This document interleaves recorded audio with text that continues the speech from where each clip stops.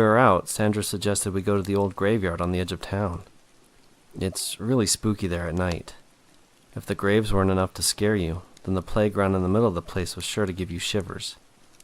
I never did understand why they would put a playground in the middle of a cemetery. We arrived there around 11 p.m. Sandra, Chris, Tyler, and I all piled from the car and hopped the fence to get in.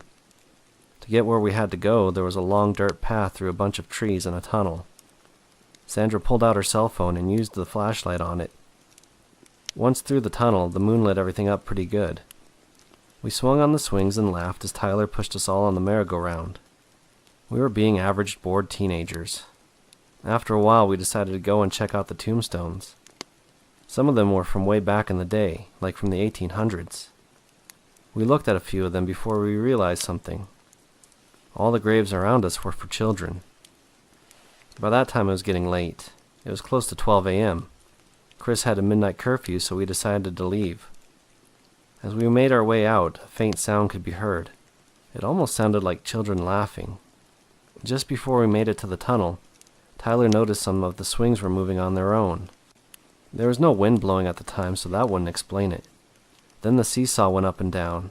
Finally, the merry-go-round began to spin on its own. That was enough for us. Sandra turned her flashlight back on and we ran out of there. The light began to flicker on and off, then turned off completely. None of us dared to stop and figure out why. Sounds of laughter increased. All through the tunnel I could feel hands tap me, as if someone was playing tag. At one point on the dirt path, I could have sworn I saw a couple of other people running with us. I know they weren't part of our group. They were too short to be one of my 3 friends. When we made it out of the trees, we all went another 10 feet before any of us stopped to look back. Nothing unusual was behind us, although I could swear I heard faint cries of children.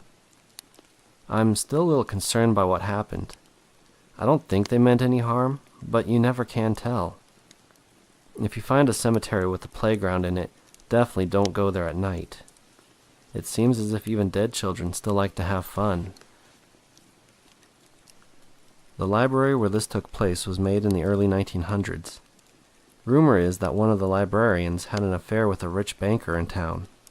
When it was discovered, she hung herself at work surrounded by the books she loved. There's been all sorts of sightings and strange happenings there. Books stacked on their own, a woman in a dress floating down the aisles, and even objects moving by themselves.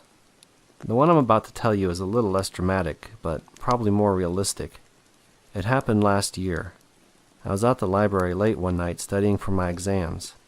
Not many other people were in the building at the time, as it was about to close. I'm there often, so I know all the librarians that work. Well, at least the ones that work at night. I needed a book on investment banking, as that was the course I was in. According to the computer, it should have been there, but when I went to find it, I came up short.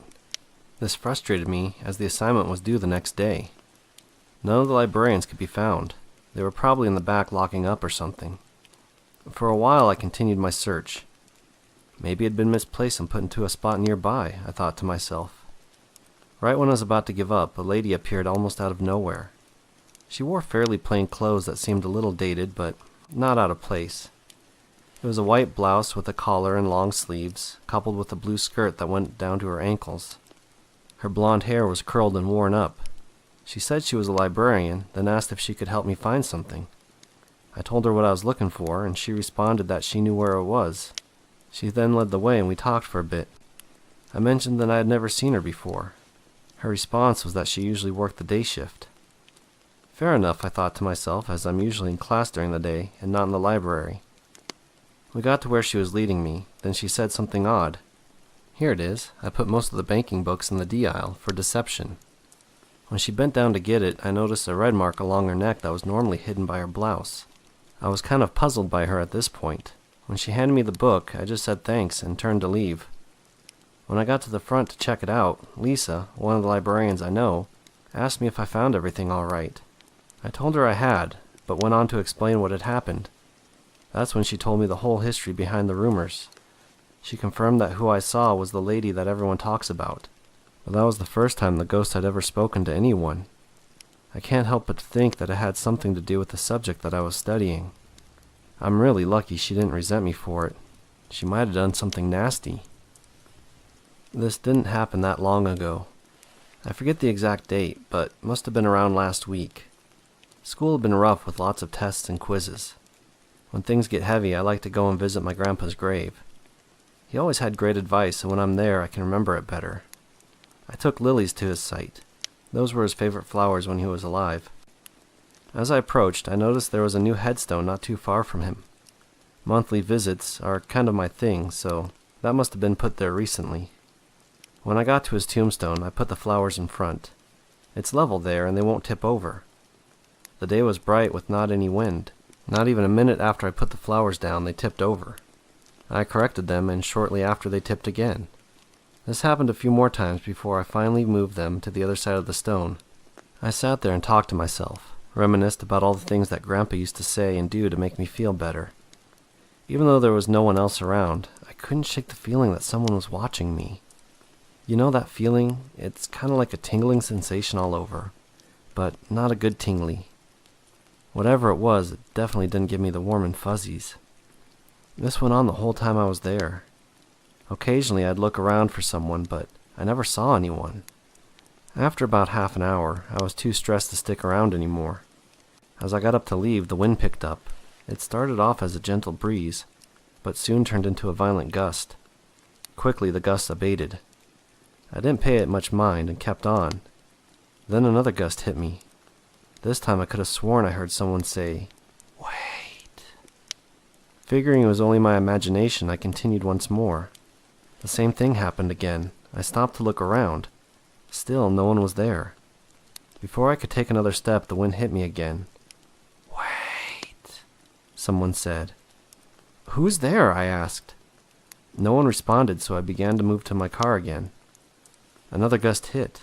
This time someone said, "Stay." "Grandpa, is that you?" I asked. No response. "Stay," was repeated again. By now I was seriously getting pissed off. If someone thought this joke was funny, they were very mistaken. "Is that supposed to be funny?" I yelled out. "If this is Grandpa, then say yes. If not, then say no," I demanded. Nothing happened, so I started off to the car. This time there was no gust, only a long drawn-out whisper. "No." "Then how long do you want me to stay?" I asked. Without delay it answered, "Forever." That was enough of that. I bolted straight for my car and didn't look back. I'm not planning on visiting Grandpa's grave again for a while. It still freaks me out every time I think of what happened.